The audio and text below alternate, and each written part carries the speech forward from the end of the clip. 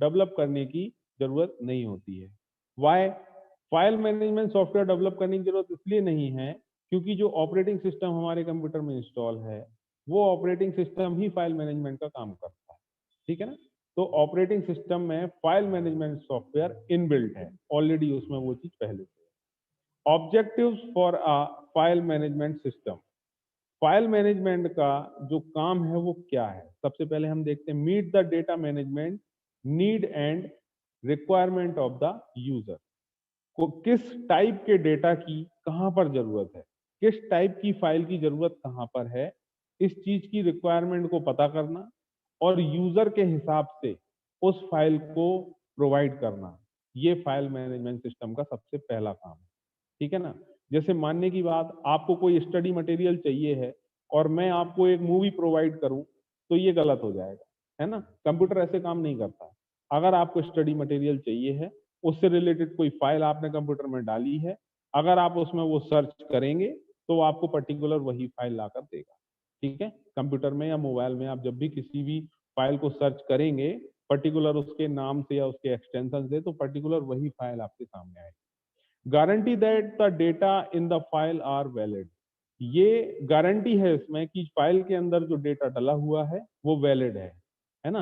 वो काम का डेटा है, इनवैलिड या फालतू का डेटा उसमें आपको नहीं मिलेगा। Optimize performance.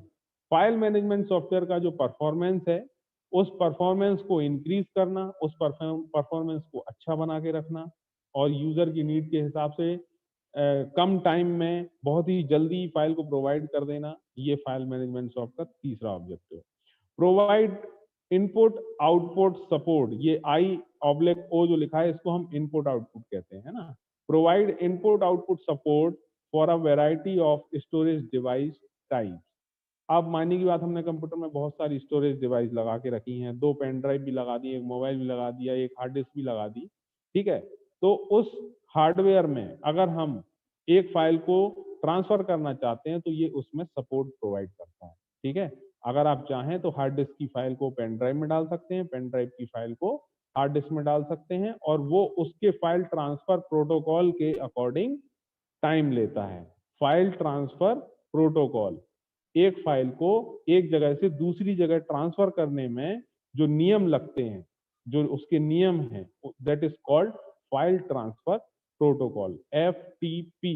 आप ध्यान देना, जब भी आप अपने मोबाइल को अपने कंप्यूटर में कनेक्ट करते हैं तो उसमें मोबाइल में लिखा हुआ आता है कि आप मोबाइल से इंटरनेट चलाना चाहते हैं या FTP फाइल ट्रांसफर प्रोटोकॉल इसको ऑन करना चाहते हैं।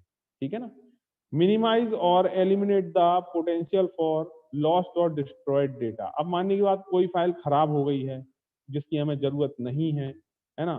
तो कंप्यूटर अपने आप आपसे पूछेगा कि ये फाइल आपकी लॉस्ट हो गई है, डिस्ट्रॉय हो गई है, do you want to delete this file और do you want to recover this file.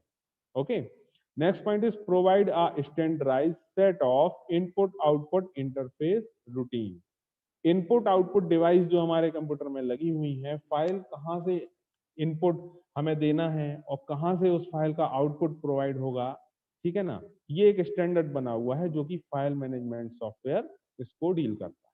Provide input output support for multiple user. एक बार में एक से ज्यादा यूजर्स को फाइल प्रोवाइड करना ही इनपुट आउटपुट सपोर्ट कहलाता है।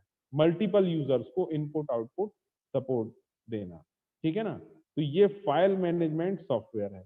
अब फाइल क्या होती है? सबसे पहली बात है कि फाइल क्या होती है? World wide entities are called data.